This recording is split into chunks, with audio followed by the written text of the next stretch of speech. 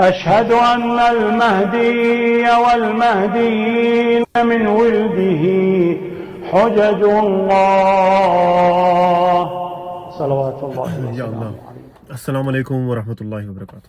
اللہم صلی علی محمد وعلی محمد رحمہ والمہدیین وسلم تسلیما کثیرا۔ ناظرین، بہت شکریہ اس پروگرام کو دیکھنے کے لیے۔ خدا کی ذات آپ کا اس پروگرام کو دیکھنا بھی عبادت میں شمار کرے، کیونکہ میرا اس پروگرام کو بنانے کا جو مقصد ہے وہ ہے قربتاً لوجہ اللہ تعالی، اور دوسرا مقصد میرا یہ ہے کہ میں آپ کو آگاہ کروں ایک ایسے خطرے سے جو آنے والے سالوں میں، آنے والے دنوں میں اس قدر وہ زور پکڑے گا کہ آپ کے جو نوجوان ہیں وہ اسلام سے خارج ہو کر ملحد ہو جائیں گے اور الحاد کی طرف بڑھنا شروع کر دیں گے۔ تو خدا کی ذات ہماری اولادوں کو محفوظ رکھے گمراہی سے، جہالت سے اور الحاد سے، بحق محمد و آل محمد علیہ السلام۔ ناظرین، میں آپ کو جو اہمیت ہے مذہب اہل بیت علیہ الصلوۃ والسلام کی، اس کی جو قدر ہے میں آپ کو اس سے آشنا کرانا چاہتا ہوں۔ اور جو آج کا ٹاپک ہے وہ اس وجہ سے اہم ہے کہ جدید دور میں، ہم جس دور میں رہ رہے ہیں، اس دور کے بھی اپنے نئے خطرات ہیں۔ پہلے زمانے کے، پہلے دور کے اپنے خطرات ہوا کرتے، اس دور کے اور خطرات ہیں۔ اگر ہمیں ان خطرات کا علم نہیں ہوگا، اگر ہم ان سے واقف نہیں ہوں گے تو ہم کیسے اپنا دفاع کریں گے؟ تو جس چیز کی طرف میں اشارہ کر رہا ہوں، یہ ایک آپ کو سننے میں شاید عجیب بات لگے، اکثریت مسلمان اس کے اوپر ایمان رکھتے ہیں، لیکن مذہب اہل بیت علیہ الصلوۃ والسلام میں اس کی نفی کی گئی ہے، اور وہ یہ ہے کہ بھائی اور بہن کا نکاح، بھائی اور بہن کا آپس میں نکاح بقول علماء کے کسی دور میں، کسی زمانے میں حلال ہوا کرتا تھا، اور نہ کہ صرف کسی زمانے میں، اس کا اشارہ نبی اللہ آدم علیہ الصلوۃ والسلام کی طرف ہے، جو کہ اس سے بھی بد بات ہے۔ تو میں آپ کے ساتھ چند جو روایات ہیں وہ میں آپ کے ساتھ شیئر کروں گا، پہلے اہل سنت علماء کے اور پھر اس کے بعد اہل تشیع علماء کے۔ یا اللہ، اللہم صلی علی محمد وعلی محمد رحمہ والمہدیین وسلم تسلیما کثیرا۔ اس دی نے کہا، جیسا کہ ذکر کیا گیا ہے، ابو مالک کی سند سے، ابو صالح کی سند سے، ابن عباس کی سند سے، اور عمرہ کی سند سے، ابن مسعود کی سند سے، اور بعض کی سند سے، اصحاب رسول خدا صلی اللہ علیہ وآلہ، کہ آدم علیہ السلام کے ہاں کوئی بچہ اکیلا پیدا نہیں ہوا سوائے اس کے کہ ان کے ہاں پہلی ایک لڑکی پیدا ہوئی، ایک رحم کی لڑکی سے دوسرے رحم کے لڑکے کا نکاح کیا، یہاں تک کہ اس کے ہاں دو بیٹے پیدا ہوئے جن کو قابیل اور حابیل کہا جاتا ہے۔ قابیل کا پیشہ زراعت تھا اور حابیل ایک ریوڑ کا مالک تھا، اور قابیل ان میں سے بڑا تھا، اور اس کی بہن حابیل کی بہن سے بہتر تھی، اور حابیل نے قابیل کی بہن سے شادی کرنے کو کہا، لیکن اس نے انکار کر دیا اور کہا وہ میری بہن ہے، وہ میرے ہاں پیدا ہوئی ہے، اور وہ تمہاری بہن سے بہتر ہے، اور مجھے اس سے شادی کرنے کا حق ہے، نعوذ باللہ من ذالک۔ وہ کہتا ہے وہ میری بہن ہے اور مجھے اس سے شادی کرنے کا حق ہے۔ یہ تفسیر ابن کثیر ہے، سورہ المائدہ آیت نمبر 27 سے 31۔ آپ یہ تفسیر پڑھیں، آپ کو اور بھی ریفرنسز اس میں ملیں گے، یعنی اور بھی حدیثیں آپ کو۔ مثلا ابن ابی حاتم نے کہا، ہم نے حسن بن محمد بن اصباح نے بیان کیا،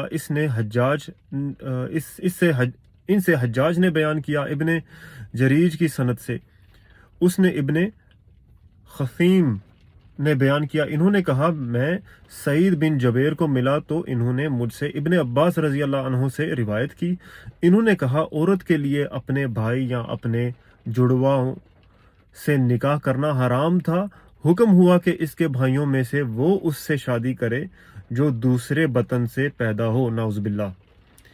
یعنی ان کا عقیدہ کیا تھا، میں آپ کو آسان الفاظ میں بتاؤں، یہ کہتے ہیں کہ حضرت آدم علیہ السلام کے دو جڑوا بیٹے اور بیٹیاں ہوئیں،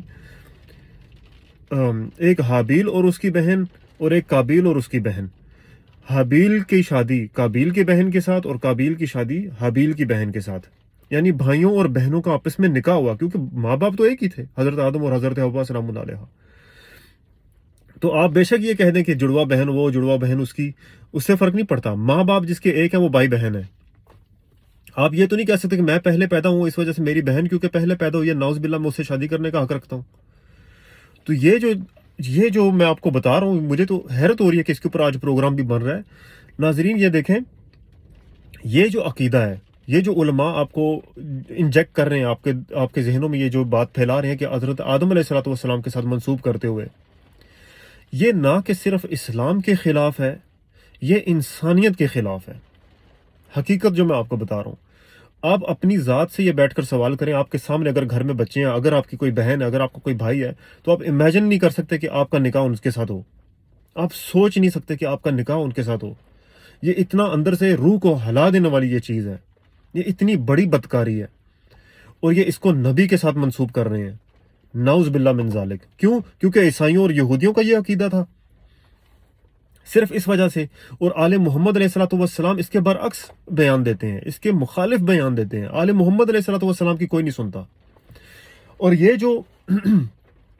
جو عقیدہ ہے، یہ جو بیماری ہے، بلکہ یہ عقیدہ نہیں ہے، یہ بیماری ہے، یہ اہل سنت علماء سے منتقل ہوئی اہل تشیع علماء کی طرف۔ کیوں؟ کیونکہ انہوں نے قرآن کے متشابہات کے ساتھ کھیلنے کی کوشش کی، انہوں نے یہ دعویٰ کیا کہ ہم قرآن کے متشابہات کو جانتے ہیں، انہوں نے یہ دعویٰ کیا کہ ہم قرآن کی تفسیر کرنے کا حق رکھتے ہیں، انہوں نے یہ دعویٰ کیا کہ ہم اسلام کے اصل وارث ہیں، جبکہ حقیقت یہ ہے کہ اسلام کے وارث صرف محمد اور آل محمد علیہ السلام ہیں، اور کوئی بھی نہیں۔ یہاں پر ایک بہت بڑا نام ہوگا، میرے جو اہل تشیع بھائی ہیں انہیں سن کر شاید تکلیف ہو جو میں نام ابھی لینے والا ہوں، لیکن آپ یہ دیکھیں کہ جو آپ کا ذاتی عقیدہ ہے، جو میرا ذاتی عقیدہ ہے، وہ میٹر نہیں کرتا، کیونکہ ہمارے ناموں پر کتابیں نہیں چھپتی، ہمارے نام پر فقہ نہیں بنتی، ہمارے نام پر توضیح المسائل نہیں لکھی جاتی۔ ہم نے اپنا عقیدہ لے کے اپنی قبر میں چلے جانا ہے۔ آنے والی جو جنریشنز ہیں وہ انہی کی کتابیں پڑھیں گی، یہی تفسیر ابن کثیر پڑھیں گی، یہی تفسیر میزان پڑھیں گی، اور ان کا عقیدہ جو ہے اسی سے شیپ لے گا۔ آپ کا جو ذاتی عقیدہ ہے، میرا جو ذاتی عقیدہ ہے، یہ ہماری قبر میں ہمارے ساتھ چلا جائے گا۔ تفسیر میزان کے رائٹر ہیں محمد حسین طباطبائی، اور ہمارے جو شیعہ بھائی ہیں وہ ان سے واقف ہیں اچھی طرح سے۔ میں پوری عبارت نہیں پڑھوں گا، میں صرف وہ جملہ پڑھوں گا کہ جس سے میں ثابت کرنا چاہتا ہوں کہ یہ بھی بھائی اور بہن کا آپس میں نکاح کے قائل تھے۔ یہ فرماتے ہیں، اور قرآن نے ان کے علاوہ کسی اور کا ذکر نہیں کیا، یعنی آدم علیہ السلام اور حوا سلام اللہ علیہ کے علاوہ کسی اور کا ذکر نہیں کیا۔ آدم اور ان کی بیوی کے لیے اولاد کا اصول یہ ہے کہ ان کے بیٹوں کی شادی ان کی بیٹیوں کے ساتھ کی جائے، نعوذ باللہ من ذالک۔ یہ ان کا عقیدہ ہے۔ پھر میں آپ کی دل کی تسلی کے لیے میں آپ کو ایک اور جو ہے عالم دین، شیعہ بزرگ عالم دین کا میں ایک بیان آپ کے ساتھ شیئر کر لوں۔ یہ کون ہے؟ ان کا نام ہے ناصر مکارم شیرازی، یہ بھی بہت بڑی ہستی ہیں۔ وہ کہتے ہیں کہ اللہ تعالیٰ نے فرمایا، اور اس نے ان دونوں سے بہت سے مرد اور عورتیں پھیلائیں۔ وہ آگے سے فرمایا، یہ قرآن پاک کی آیت ہے۔ وہ کہتے ہیں کہ اس جملے سے یہ بات سمجھ میں آتی ہے کہ اولاد آدم کا پھیلنا صرف آدم علیہ السلام اور حوا سلام اللہ علیہ کے ذریعے ہوا، یعنی کسی تیسرے کی کسی قسم کی مداخلت کے بغیر۔ یعنی وہ یہی کہتے ہیں کہ بھائیوں اور بہنوں کا آپس میں نکاح ہوا، دوسرے الفاظ میں۔ تو ناظرین، خدا کی پناہ مانگنی چاہیے ایسے ایک بدکار عقیدے سے۔ آپ صرف اس وجہ سے، کیونکہ آپ کا مذہب شیعہ کے ساتھ تعلق ہے یا آپ کا سنی مذہب کے ساتھ تعلق ہے، اس کا مطلب یہ نہیں کہ آپ اپنی انسانیت کی قربانی دے دیں، اس کا مطلب یہ ہرگز نہیں ہے۔ اور میں آپ کو یہ بھی آپ کو بتاتا چلوں کہ یہ جو بدکاری جو یہ پھیلا رہے ہیں کہ بھائی اور بہن کا نکاح ہوا تھا کسی دور میں، یہ مذہب آل محمد سے دور ہے۔ آل محمد علیہ السلام اس چیز کا پرچار نہیں کرتے، یمانی اہل بیت علیہ السلام اس چیز کا پرچار نہیں کرتے، انصار امام زمانہ علیہ السلام اس چیز کو نہیں مانتے۔ ہم کس چیز کو مانتے ہیں؟ ہمارے کیا عقائد ہیں؟ ہم بھائی اور بہن کے نکاح کو ہمیشہ سے حرام سمجھتے تھے۔ ہم یہ نہیں کہتے کہ مصلحتاً بھائی اپنی بہن کے ساتھ نکاح کر سکتا ہے، ہمارا یہ بالکل عقیدہ نہیں ہے۔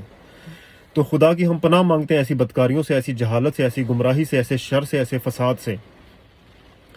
جو اس ویڈیو کو دیکھ رہے ہیں، آپ کے ذہن میں اگر سوال پیدا ہوتا ہے کہ پھر اس کی حقیقت ہے کیا؟ ناظرین، ہم انصار امام زمانہ علیہ السلام، ہم امام زمانہ علیہ السلام کے سفیر اور وزیر کے اوپر ایمان رکھتے ہیں، یمانی اہل بیت، کہ جن کا حدیث میں ذکر ہے کہ وہ آپ کو حق اور طریق المستقیم کی دعوت دیں گے، بقول امام باقر علیہ السلام۔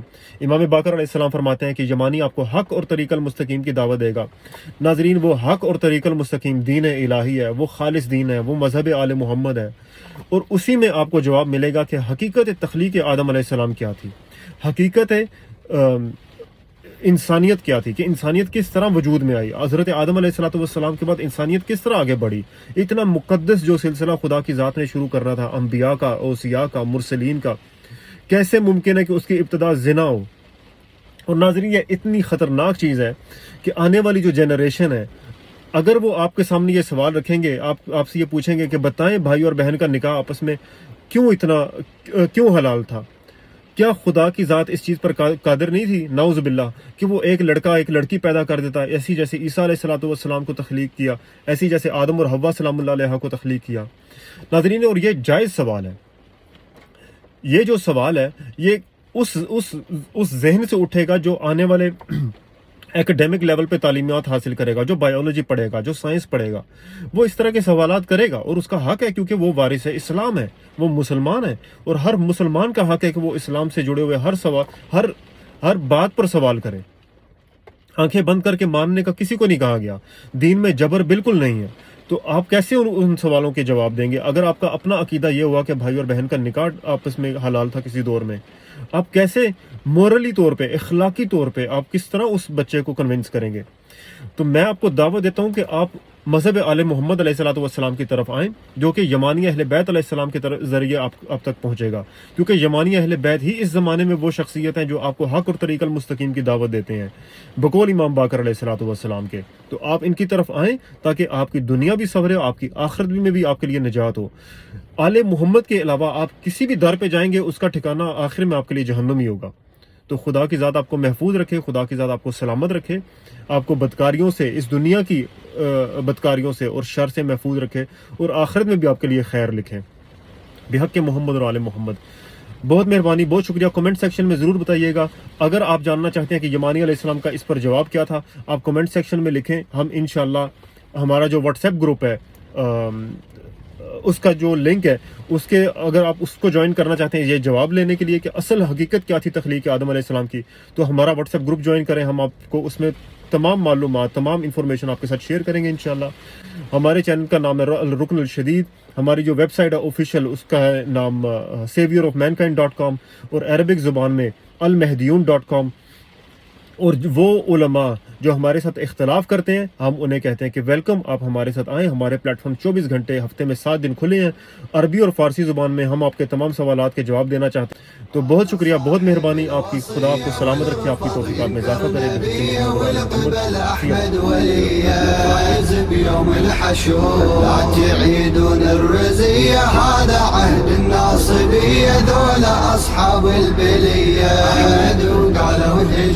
راجع بهذا العهد راهب المهد شهد الهبل كل من عبد سيفي ما يرحم بعد انا زلزال الوطيه ثوره الله الاحمديه انا ثار الغاضليه ثار الحسين ونصر انا دين الله الاريده انا رايات الوحيده كل نهج مرسل اعيده انا ما ساوم ابد انا سيف الله اللي يحارب انا زلزال الكتايب انا داعي وانا ضارب لو قرب يوم